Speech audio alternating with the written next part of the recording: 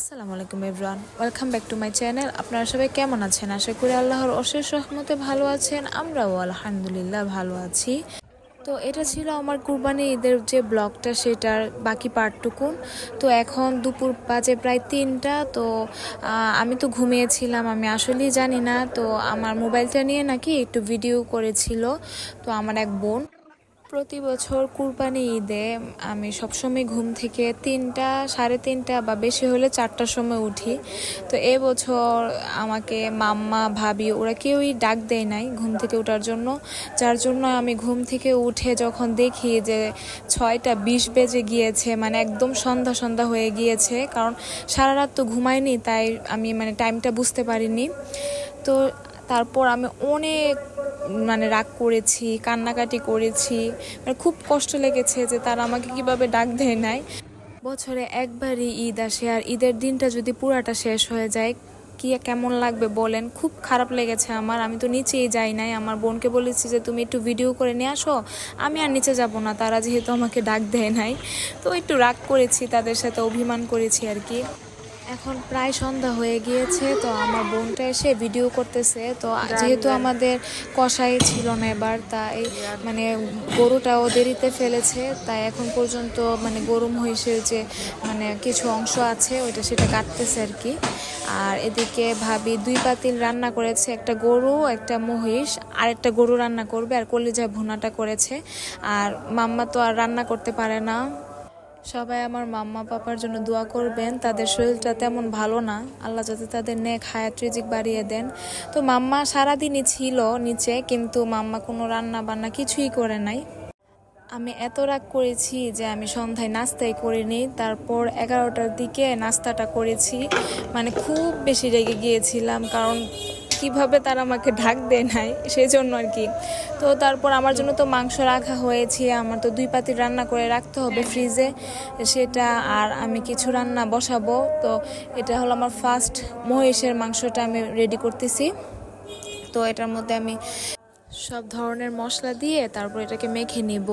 আর আমি কিছু রেসিপি রান্না করব, যেমন নাগা বিফ, তারপর একটা পাতিল আমি মহিষের রান্না করব, একটা গরুর এমনি রান্না করব। আমার হাতের একটা রান্না আছে না, আমার একটা শখ আছে রান্নার, তো সেই জন্য। আর বিফ রেজালা করব। তো একে একে আপনারা সব কিছুই দেখতে পাবেন ইনশাআল্লাহ।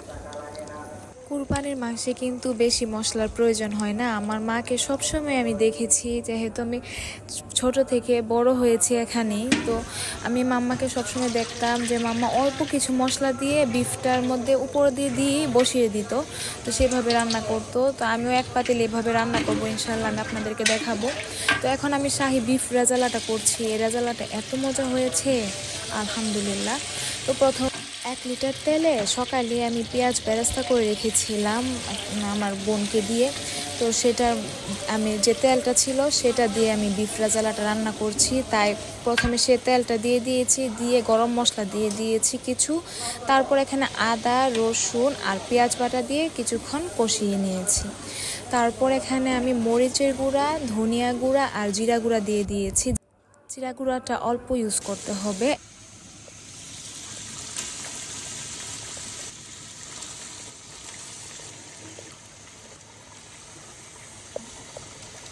মশলাটা কিছুক্ষণ কষিয়ে নেওয়ার পর এটার মধ্যে আমি গতকালকে রাতে যে বাদামটা বেটে রেখেছিলাম কিশমিশ দিয়ে, তো সেটা আমি এটা দিয়ে দিয়েছি। তারপর এখানে আমি এই যে দইটা দিয়ে দিচ্ছি। দইটা কিন্তু আমি গতকালকে রাতেই বানিয়েছিলাম, আপনারা আমার চাঁদ রাতের ব্লগটাতে দেখতে পেয়েছিলেন। তারপর আমি পাশের চুলায় আমার ভাইয়ের জন্য অল্প একটু মাংস রান্না করতেছি। আর সেটা হচ্ছে ইয়ার মাংস, যে গরুর যে পায়ের সাইডে একটা মাংস থাকে, তো সেই মাংসটা আর কি আমার ভাই প্রতি বছরই রাখে, আমাকে দিয়ে রান্না করায় কুরবানির দিন। তো সেটাই আমি রান্না করছি। আর এদিকে দেখেন আমার রেজালাটা কিন্তু প্রায় 50%-এর মতো হয়ে গিয়েছে।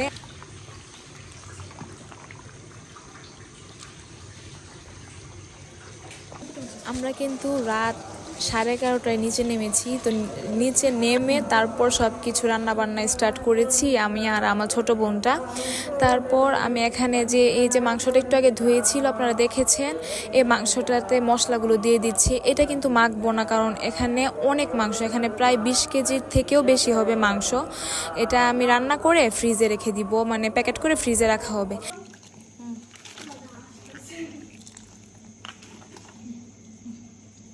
আর এভাবেই দেখতাম আমি আমার মাম্মাকে এভাবে রান্না করতে, যে সব কিছু উপর দিয়ে দিয়ে বসিয়ে দিত, মাখামাখি করতো না।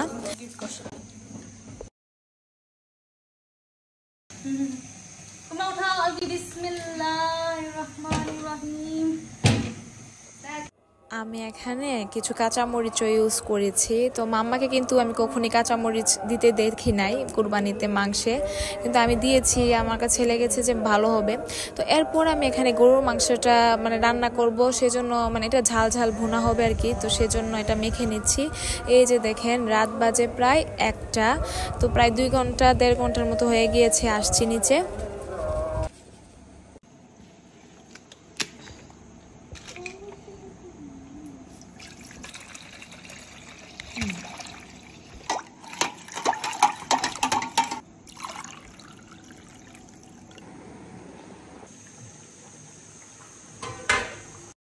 নিচে যেহেতু ফুল আঁচে রান্না হচ্ছে, তাই প্রচুর গরম লাগছিল, আমাদের পানির পিপাসা লাগছিল, তাই আমরা দোকান থেকে পানি কিনে তারপর ট্যাঙ্ক করে খেয়েছি 2 বোনে। খেয়ে তারপর এখন বিফ রেজালাটা দেখতে এসেছি। তো আমার রেজালাটা কিন্তু একদম ডান, তাই আমি এটার মধ্যে একটু যে পেঁয়াজের বেরেস্তা দিয়েছি কিছুটা, আর দিয়েছি আর এফাকে আমি এই যে মাংসটা নেড়ে নেড়ে মিক্স করছি। তো এই মাংসটা খেতে অনেক মজা হয়েছে আলহামদুলিল্লাহ।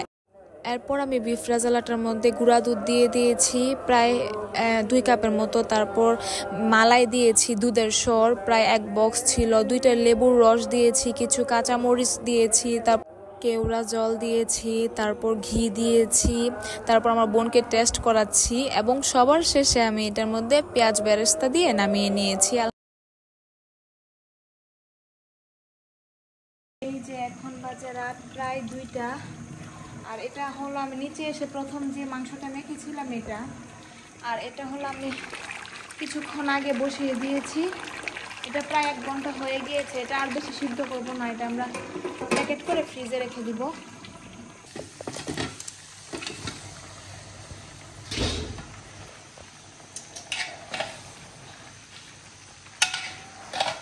নাগা দিবা না বলিস।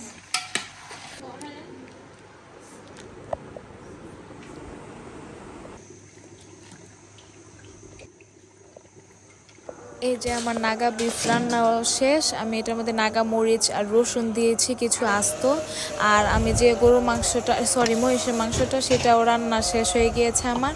তো আমার একটা পাতিল একটু পুড়ে গিয়েছিল, তো সেটা আমার বোন আবার ধুয়ে নিচ্ছে। এই যে দেখেন, কারণ ওই পাতিলটাতে আমি ওই যে বিফ কোরমা রান্না করবো একদম ঝোল ঝোল করে পাতলা, তাই। তো এই যে এখন বাজে রাত প্রায় 4টা 15। তো এই যে এখন গুঁড়া দুধটা নামানো হচ্ছে, কারণ এখান থেকে আমি কিছু গুঁড়া দুধ ইউজ করেছিলাম। তো আমার কিন্তু এখন গরু মাংসটা চুলায় হচ্ছে, এখন প্রায় ফজর মানে সকাল হয়ে গিয়েছে। তো সারা রাতে 2 বোনে আর কিছুই খাইনি, একটা আইসক্রিম খেয়েছিলাম রাতে। ভাতটা হয়ে গেলে তারপর আমরা 2 বোন খাবো। এখন প্রায় সকাল 6টা 6:30 হবে বাজে। তো আমি আপনাদেরকে দেখাচ্ছি আমি কি কি রান্না করেছি। এই যে 3টা পাতিল দেখতে পাচ্ছেন একটু জমে আছে, এটা ভাবি কুরবানির দিন সকালে রান্না করেছিল। আর এই যে এখন আমি রান্নাগুলো যে আপনাদেরকে দেখাচ্ছি, আমি 2 পাতিল মানে গরু আর মহিষ রান্না করেছি। এই যে কোরমাটা রান্না করেছি, আমার ভাইয়ের জন্য একটু মাংস রান্না করেছি, তারপর বিফ শাহি রেজালা রান্না করেছি, তারপর নাগা বিফ করেছি, তারপর বড় একটা পাতিল দিয়ে রান্না করেছি। তো এগুলো সব রান্না শেষ করে তারপর আমরা খাওয়া দাওয়া করেছি। তো আজকের মতো এই পর্যন্ত। আপনারা সবাই ভালো থাকেন, সুস্থ থাকেন। আল্লাহ হাফেজ, আসসালামু আলাইকুম।